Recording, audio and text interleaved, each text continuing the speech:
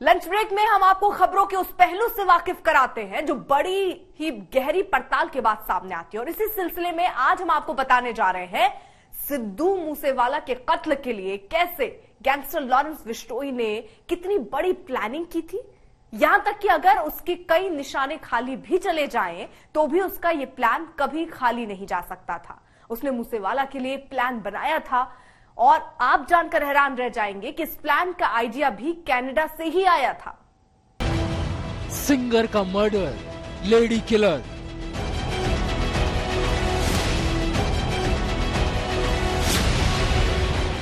मूसेवाला के लिए बना था प्लान जी। लॉरेंस बिश्नोई ने रची थी बड़ी साजिश।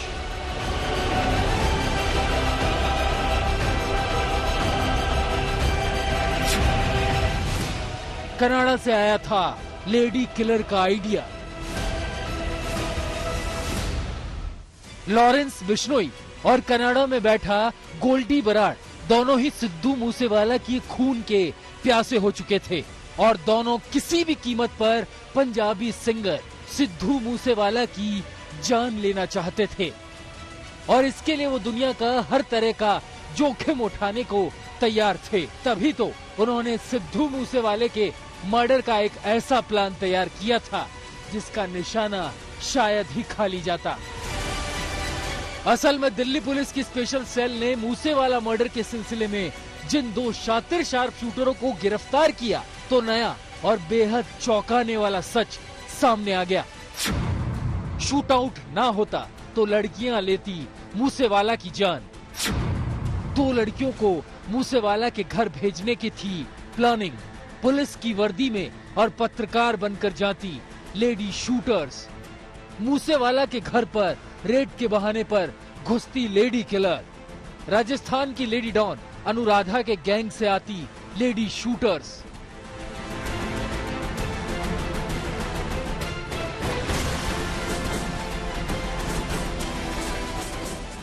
दिल्ली पुलिस की स्पेशल सेल ने लगातार कई दिनों तक पीछा करने के बाद रविवार रात को कश्मीरी गेट इलाके से मूसेवाला मर्डर केस में अंकित सिरसा और सचिन भिवानी नाम के दो गैंगस्टर को गिरफ्तार किया था। इनमें अंकित सिरसा मूसेवाला के मर्डर में शामिल था और उसने सबसे करीब से मूसेवाला पर फायरिंग की थी। तो इसने तकरीबन जो 35 दिन इस वारदात को बीते हैं, उन 35 दिनों में इन्होंने कम से कम 34-35 अपनी हाइड आउट्स बदले। और सचिन भिवानी जो है ये लॉरेंस ग्रुप का राजस्थान के काफ़ी सारे लॉजिस्टिक्स देखता है। इस पे भी पुराने केस हैं, जेल इसने कई साल काटी है। और इसने वारदात से पहले उनके वेपन हैंडलिंग, उनकी व्हीकल प्रोवाइडिंग, उनके hide outs planning and providing और वारदात के बाद मल्टीपल हाइड आउट्स बदलाने, मल्टीपल गाड़ियां बदलवानी और 1 जून के आसपास 2 दिन के बाद वारदात के इन्होंने वेपन अपने अलग कर दिए। लेकिन अब इन शूटर्स से हुई पूछताछ में जो कहानी उभर कर सामने आई है वो सबसे हटकर है। लॉरेंस बिश्नोई के इन दो शूटर्स ने पुलिस के सामने अपने गैंग लीडर का जो प्लान बताया उसे सुनकर खुद पुलिस भी चौंक गई और सोच में पड़ गई कि आखिर ये शातिर कहां तक सोच लेते हैं। मूसेवाला के लिए लॉरेंस बिश्नोई ने प्लान जी तैयार किया था। प्लान जी यानी मूसेवाला का कत्ल करने के लिए लड़कियों को गैंग में शामिल करने का इरादा कर लिया गया था। खुद शूटरों ने पुलिस के सामने ये बात उजागर की है कि ये आइडिया असल में कनाडा से तिहाड़ पहुंचा था और इसके लिए लॉरेंस बिश्नोई की राजस्थान की लेडी डॉन अनुराधा से बात भी शुरू हो गई थी। यानी लेडी डॉन अनुराधा ही लॉरेंस की जरूरत को पूरा करने वाली थी और उसके गैंग में शामिल लड़कियों को जल्दी ही लॉरेंस के गैंग के शूटरों के साथ मुलाकात करवाने का इरादा किया गया था।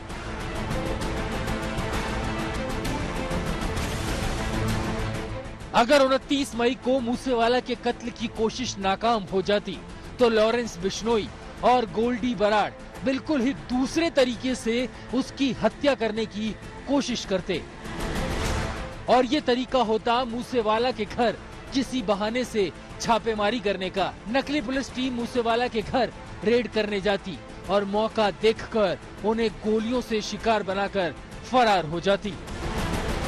इस मामले में किसी को उनकी साजिश पर शक न हो, इसीलिए इस रेड में 2 लड़कियों को पुलिस वाली और पत्रकार के तौर पर साथ रखने की तैयारी थी, ताकि लड़कियों के साथ घर में एंट्री आसानी से हो पाए और मूसेवाला के कत्ल की वारदात को अंजाम देना मुमकिन हो।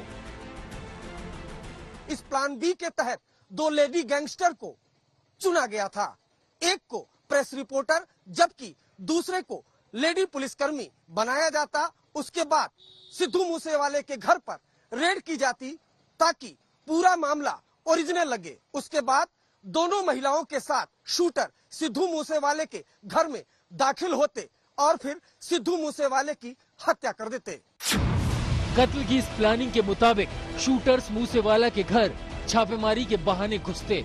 साथ में कम से कम 2 लेडी शूटर्स भी होती, जिनमें एक पुलिस की वर्दी में होती जबकि दूसरी खुद को पत्रकार बताती। इसके बाद मौका मिलते ही वो मूसेवाला पर गोली चला देते।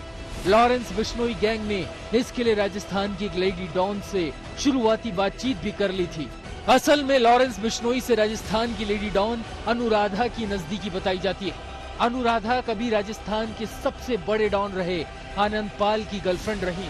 इन दिनों वो भी राजस्थान में अपना गैंग चलाती है और उसके गैंग में कई लड़कियां हैं। लॉरेंस बिश्नोई और गोल्डी बराड़ इसी अनुराधा के गैंग से कुछ लेडी शूटर्स हायर करने वाले थे, मगर सिद्धू की तकदीर का सितम देखिए कि इस प्लानिंग को अमल में लाने से पहले ही उसे 7 शूटरों ने ही मौत के घाट उतार दिया। अरविंद ओझा के साथ आज तक ब्यूरो। अब जरा बात उस सबसे छोटे आरोपी की। एक कहावत कही जाती है, देखन में छोटे लगे घाव करे गंभीर। ये कहावत दिल्ली पुलिस की स्पेशल सेल की गिरफ्त में मौजूद शूटर अंकित सिरसा पर एकदम सटीक बैठती है। महज 18.5 साल की उम्र में उसके माथे पर एक ऐसे गुनाह का निशान छिपा है जिससे बारे में अगर आप सोचेंगे तो खुद पुलिस वाले सिहर उठते हैं जब ये सोचते हैं। उस छोटे से शार्प शूटर के बारे में जो किस्सा पुलिस ने बयां किया वो तो और भी ज्यादा चौंकाने वाला है। शूटरों की टोली का सबसे छोटा शूटर, शायद सबसे खतरनाक शूटर, जिसने बुलेट से लिखा अपना मकसद। उसका नाम है अंकित सिरसा। नाम अंकित सिरसा, उम्र 18.5 साल, फिलहाल दिल्ली पुलिस की स्पेशल सेल की गिरफ्त में। महज 18.5 साल की उम्र और इतना बड़ा गुनाह। दिल्ली पुलिस के स्पेशल सेल के स्पेशल कमिश्नर के मुताबिक यही वो शातिर शार्प शूटर है जिसने पंजाब के मानसा में 29 मई को पंजाबी सिंगर सिद्धू मूसेवाला पर सबसे नजदीक से गोलियां बरसाई थी, और वो भी दोनों हाथों से। स्पेशल सेल ने शूटर अंकित सिरसा नाम के गैंगस्टर को गिरफ्तार तो किया, उसके पास से पंजाब पुलिस की एक वर्दी भी मिली थी।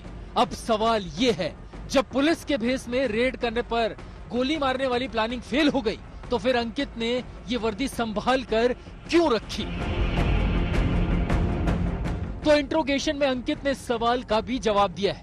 अंकित ने पुलिस को बताया कि वर्दी उससे बिल्कुल फिट आई थी। शूटआउट के बाद उसने सोचा कि अगर वर्दी साथ रहेगी तो कहीं घिर जाने पर वो पुलिस की वर्दी पहनकर ही पुलिस को चकमा देकर भाग सकेगा। सिद्धू मूसेवाला पर मौत का खतरा कितना ज्यादा था, उनके पिता बलकौर सिंह ने भी रविवार को इसका खुलासा किया। मानसा में एक प्रोग्राम में हिस्सा लेते हुए उन्होंने कहा कि सिर्फ विधानसभा चुनाव के दौरान ही कम से कम 8 बार मूसेवाला की जान लेने की कोशिश की गई। कम से कम 50 से 60 गैंगस्टर मूसेवाला की जान लेने की कोशिशों में जुटे थे और उन्होंने उनके परिवार को इस सिलसिले में कई बार धमकियां भी दी गई। जर्मनी की heckler and coach handgun, Turkey की Zigana semi automatic pistol, Austria की ग्लॉक पिस्टल और AK-47 राइफल जैसे खतरनाक हथियारों से गोलियां चलाई गई। मूसेवाला के कत्ल के बाद लॉरेंस और गोल्डी के शूटर्स ने भागने के दौरान चलती कार में जो वीडियो शूट किया था, उस वीडियो में भी शूटर्स के पास करीब 15 से ज्यादा विदेशी हथियार नजर आ रहे थे। अंकित सिरसा की गिरफ्तारी के बाद पुलिस को उसके मोबाइल से वीडियो मिला। इस वीडियो में खुद सिरसा के अलावा प्रियव्रत फौजी, सचिन भिवानी, कपिल पंडित और दीपक मुंडी नजर आ रहे हैं। इन 5 में से 4 को तो पुलिस ने गिरफ्तार कर लिया है, लेकिन दीपक मुंडी अभी भी फरार है। आज तक के हाथ लगा ये वीडियो उस वक्त का है जब सिद्धू मूसेवाले का कत्ल करने के बाद ये तमाम शूटर 5 राज्यों की पुलिस को चकमा देकर फरार चल रहे थे। इनके हाथों में जो हथियार है वो कोई मामूली हथियार नहीं है, बल्कि विदेशों में बना हथियार है। कुछ हथियार ऑस्ट्रिया के, कुछ जर्मनी के, जबकि कुछ तुर्की के ग्लॉक पिस्टल हैं। इन्हें खास तौर पर सिद्धू मूसेवाले की हत्या करने के लिए भारत के बाहर से आउटसोर्स करके लाया गया था। ये हथियार आखिर पंजाब कैसे पहुंचे और इन शूटरों तक कैसे पहुंचे, इसकी जांच जारी है। अंकित सिरसा और संजय भिवानी की गिरफ्तारी के बाद कत्ल की साजिश को लेकर जो बातें चली है वो हैरान करने वाली है। आज तक ब्यूरो।